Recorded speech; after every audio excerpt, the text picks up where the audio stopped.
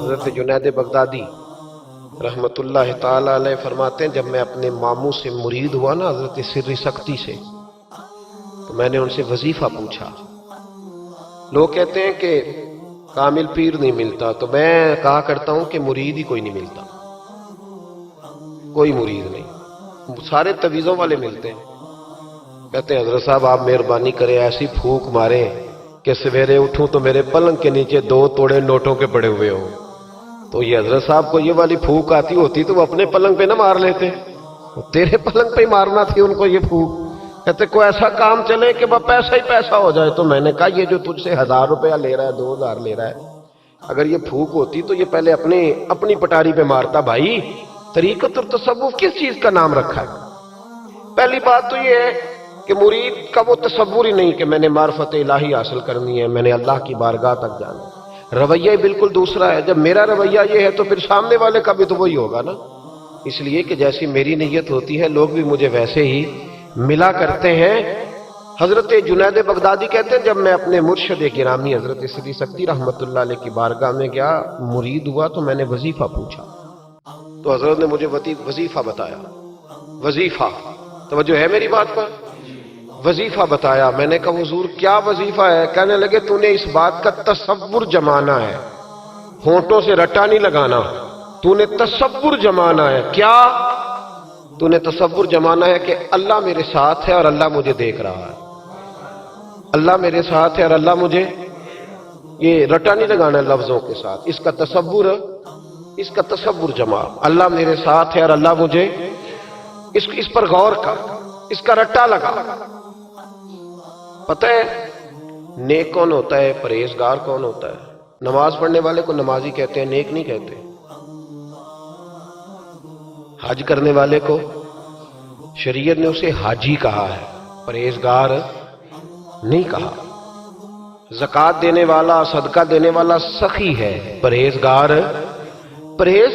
کس کو کہتے ہیں؟ متقی کس کو کہتے ہیں؟ جو گناہ سے بچتا ہے، جو اللہ سے ڈرتا ہے، جو محتاط زندگی گزارتا ہے، جو بے تکے جملے نہیں بولتا، جو بے تکی سوچے نہیں سوچتا، جو فضول سوالات نہیں کرتا، جو مبہم زندگی نہیں گزارتا، جو اپنے وقت کو ضائع نہیں کرتا، جو کبھی بھی اس رستے پہ نہیں پڑتا جس رستے پہ اسے کوئی کام نہ ہو، جو بڑھ بڑھ کے آگے اپنا آپ دکھاتا نہیں، جو ہر روز بھاگ کے اس طرف نہیں ہوتا کہ کوئی مجھے بھی جاننے لگ جائے، کوئی مجھے بھی سمجھنے لگ جائے، وہ متقی نہیں۔ متقی تو وہ ہے جو گناہ سے بچے، اللہ سے ڈرے۔ حضرت عبداللہ بن عمر رضی اللہ تعالیٰ عنہ فرماتے ہیں کہ میں مدینہ منورہ سے نکلا ایک سفر کے لیے، میں نے کچھ کھجوریں، کچھ سرکہ، کچھ خشک چیزیں ساتھ رکھ لیں کیونکہ سفر لمبا تھا۔ فرماتے ہیں کہ میں ابھی کچھ فاصلہ میں نے مدینے کا طے کیا تو ایک صحرا آیا، دوپہر کا وقت ہو گیا تو میں کھانا کھانے لگا۔ رمضان کا مہینہ نہیں تھا، محرم سفر کے ایام چل رہے تھے۔ میری باتیں سمجھ تو آ رہی ہے نا آپ حضرات کو؟ سب کو آ رہی ہے؟ اللہ آپ کو جزا عطا فرمائے۔ کہتے ہیں میں دوپہر کے کھانے کے لیے وہاں رکا، میں نے وہ کھجوریں نکالی، سرکہ نکالا، کھانے لگا تو ایک چرواہا بکریاں چراتا آ گیا۔ وہ نوجوان تھا، اس کے چہرے پر میں نے بڑی روشنی دیکھی، غریب آدمی تھا، بکریاں چراتا تھا۔ ہم لوگ بھی جب کھانا کھانے بیٹھتے ہیں تو کوئی آ جاتا ہے تو اس کو دعوت دیتے ہیں، بھئی آ جا تو بھی کھانا کھا لے۔ کہتے ہیں میں نے اسے کہا کہ میاں آ جا روٹی کھا لو۔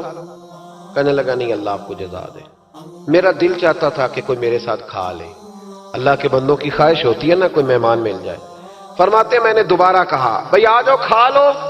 کہنے لگا نہیں حضور اللہ آپ کو جزا دے۔ میں نے دوبارہ تیسری دفعہ اصرار کیا، میاں تھوڑی سی کھا لے۔ کہنے لگا حضور اصرار نہ کریں، میں نے روزہ رکھا ہوا ہے۔ آج مزدور جو ہے نا ان سب نے رٹا لگا کے یہ سبق یاد کیا ہے کہ میں چونکہ محنت کرتا ہوں تو میں نہ بھی رکھوں تو خیر ہے۔ رمضان کے روزے بھی مزدور چھوڑ دیتے ہیں۔ اللہ کسی شخص پر وہ بوجھ نہیں ڈالتا جو وہ اٹھا نہ سکے۔ رب بندوں سے پیار کرتے، اسے پتا تھا انہوں نے مزدوریاں کرنی ہیں۔ مزدور روزہ رکھ کے دیکھے، وہ دیکھے اسے کچھ بھی نہیں ہوگا۔ حضور نے تو کہا صوم تصحو، تم روزہ رکھو اللہ تمہاری صحت میں اضافہ کر دے گا، یہ تو تندرستی والا کام ہے۔ کہنے لگا حضور روزہ رکھا ہوا ہے۔ حضرت عبداللہ ابن عمر رضی اللہ تعالیٰ عنہ کہتے ہیں میرے دل میں خیال آیا پتہ کروں کہ صرف روزے دار ہے کہ نیک بھی ہے۔ صرف روزے دار ہے کہ نیک بھی ہے؟ صرف نمازی ہے کہ نیک بھی ہے؟ صرف حاجی ہے کہ اللہ سے بھی ڈرتا ہے؟ ذرا دیکھوں تو صحیح، آزماؤں۔ آپ فرماتے میں اٹھ کے قریب گیا، کھانا میں نے کھا لیا تو بکریاں تھی اس کے پاس، 300-400 بکری چرا رہا تھا۔ تو ایک بکری کی پشت پہ میں نے ہاتھ پھیرا، میں نے کہا بیچو گے؟ بیچو گے بکری؟ کہنے لگا حضور میں چرواہا ہوں، دیہاڑی پہ کام کرتا ہوں، مزدوری لیتا ہوں، ان کا مالک تو کوئی اور ہے۔ تو آپ فرماتے ہیں میں تو پہلے دیکھنا چاہتا تھا کہ نیک بھی ہے کہ نہیں۔ تو میں نے اسے کہا کہ بکریوں کے مالک سے کہہ دینا ایک بکری بھیڑیا لے گیا ہے، کہہ دینا مالک سے۔ تو آپ فرماتے ہیں جب میں نے اسے دیکھا نا تو غریب تھا، پھٹے ہوئے کپڑے تھے۔ دامان توکل کی یہ خوبی ہے کہ اس پر پیوند لگے ہوتے ہیں پر دھبے نہیں ہوتے۔ آپ فرماتے ہیں کہ میں نے کہا کہ کہنا کہ بھیڑیا لے گیا تھا۔ فرماتے ہیں کہ اس کا میں نے چہرہ دیکھا تو داڑھی پر ریت پڑی ہوئی تھی، سر پہ ریت تھی، کپڑے پرانے تھے، مکان بھی کچا ہوگا لیکن اس کے نظریات اتنے پختہ، باتوں میں اتنا اثر۔ فرماتے اس نے غور سے میرا چہرہ دیکھا اور پھر اس نے بکریوں کو چھڑی ماری اور بکریاں چلنے لگیں۔